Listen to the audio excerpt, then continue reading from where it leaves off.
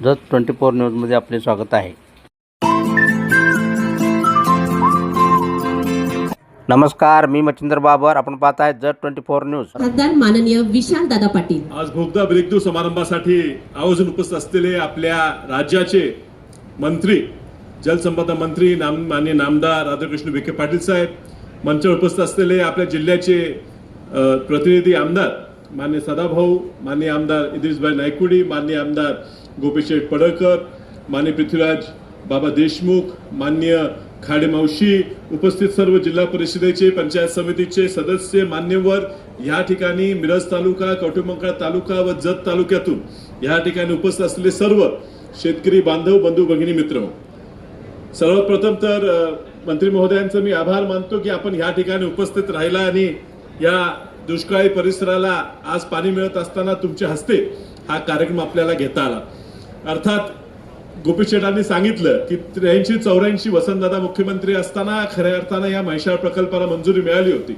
मात्र त्यानंतर वसंतदादांनी राजीनामा दिला मुख्यमंत्रीपदाचा आणि ही प्रकल्प मागे पडून गेला. 90च्या दशकात 95 नंतर थोडी गती ह्या कार्यक्रमाला आली, पण पुन्हा मधल्या काळात बंद राहिला होता.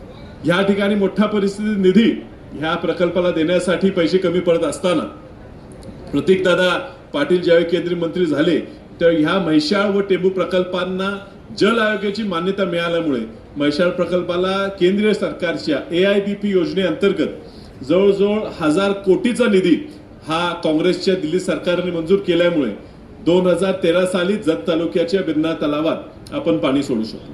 अर्थात खूपच कमी पाणी मिळत होतं. जत तालुक्यातले साहेब शेतकऱ्यांनी आणि गावकऱ्यांनी ठराव करायला चालू केलं की आम्हाला जर तुम्ही पाणी देत नसला तर आम्ही कर्नाटकात जातो.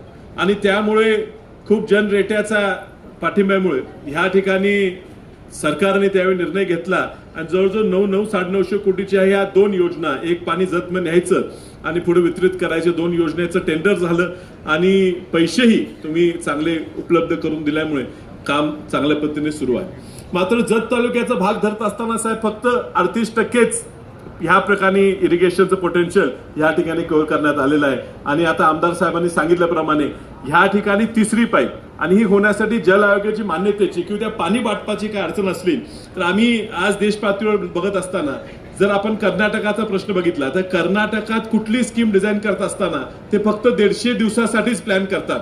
आपली म्हैसाळचा प्रकल्प हा 270 दिवसात 5 TMC पाणी न्यायचा प्रकल्प असल्यामुळे त्याची जी आपली क्युसेकची क्षमता आहे ती थोडी कमी आहे. जर ह्याला नियोजन करताना साहेब आपण जल आयोगाकडून मान्यता घेऊ शकतो.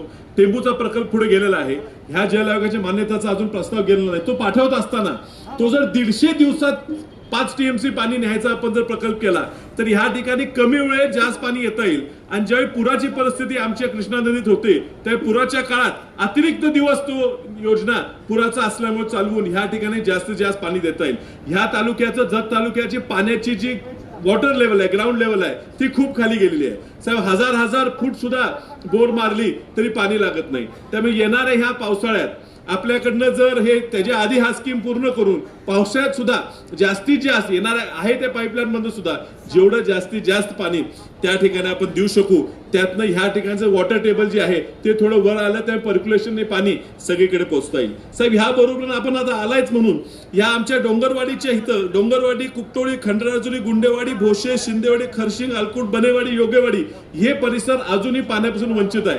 तिथं डोंगरवाडीत तुम्ही एक उपसा योजनेचं जर नियोजन केलं तर त्यातनं त्या परिसराला जो वंचित राहिला मिरज तालुका नदीपासून एवढा जवळ आहे, नदीतनं तालुक्यातनं नदी वाहते, पण हा आमचे गाव वंचित राहिले, त्यासाठी थोडे पैसे लागणार आहेत. आणि त्याचबरोबर माझ्या मतदारसंघातल्या कडेगाव गावातले रायगाव, शाळगाव, अपशिंगे, कोतवडे, त्याचप्रमाणे कराडगावचे शामगाव ह्या गावात सुद्धा फक्त 100 कोटी जर तिथे उपलब्ध झाले तर थोडी लिफ्ट होऊन त्या ठिकाणी सुद्धा आपण पाणी देता येईल. साहेब पुढचं सुद्धा नियोजन कॅट डेव्हलपमेंटचं म्हणजे कमांड एरिया डेव्हलपमेंटचं जे आहे, केंद्र शासनाचा कमांड एरिया डेव्हलपमेंटसाठी नवीन योजना आणते आणि त्याचा एक पायलट प्रोजेक्ट म्हणून महाराष्ट्राला एक 100 कोटीचा निधी द्यायचा होता. मी साहेबांच्या खूप मागे लागून एक प्रकल्प म्हैसाळचा जत तालुक्यातला आपण पाठवलेला, दुर्दैवानं जळगावचाच प्रोजेक्ट तुम्ही सिलेक्ट केला पायलट म्हणून. अजूनही जर बदलता येत असेल तर ह्या ठिकाणचे शेतकरी ड्रीप इरिगेशन करायला तयार आहेत. तर जत तालुक्याचा तो कॅटचा 100 कोटीचा प्रोजेक्ट आणि त्यानंतर तो चांगला चालणार होणाऱ्या प्रोजेक्टसाठी तुम्ही जर पाणी उपलब्ध पैसे उपलब्ध करून दिले तर निश्चित ह्या तालुक्याला कष्टकरी लोक आहेत साहेब, कष्टातनं दिवस काढलेले आहेत, यांना पाणी मिळालं तर निश्चित साहेब चांगली पिकं उगवून आपल्या महाराष्ट्राच्या अर्थव्यवस्थेसाठी एक चांगली कामगिरी करू शकतील. ह्या ठिकाणी जो प्रयत्न आहे ह्या परिसरातील कोयता कमी करणं, ह्या लोकांना चांगलं उत्पन्न देणं, हा आपण गेले 40 वर्ष वसंतदादांचं स्वप्न होतं. आज साकारत असताना तुम्ही तुमचे आजोबा वसंतदादांबरोबर काम केले, तुमच्या वडिलांनी आमच्या वडिलांबरोबर काम केले, आज तुमच्या मार्गदर्शनाखाली हा कार्यक्रम या ठिकाणी होत असताना निश्चित आनंद वाटतो. आणि त्यामुळे तुम्ही पूर्ण लक्ष सांगली जिल्ह्याकडे आमच्या सगळ्यांकडे द्यावं ही तुम्हाला विनंती करतो. आणि काय वेळ कमी असल्यामुळे माझं भाषण आटोप घेतो. नमस्कार.